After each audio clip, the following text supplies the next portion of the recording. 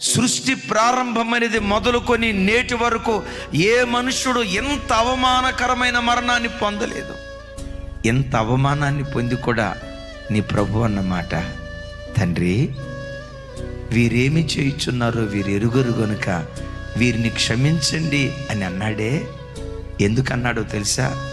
ఆయన ఓర్చుకుంటేనే ఆయన కాంచిన పవిత్రమైన రక్తధారల ద్వారా మనకు క్షమాపణ దొరుకుతుంది.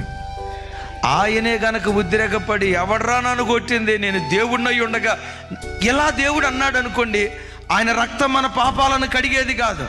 నిన్ను తన బిడ్డగా చేసుకోవటానికి అంత భయంకరమైన పరిస్థితుల్లో కూడా దేవుడైనా ముఖం మీద ఊసిన, తృణీకరించిన, అవమానకరంగా మాట్లాడిన వదకు సిద్ధమైన గొర్రెపిల్లలాగా మౌనంగా వెళ్ళాడే.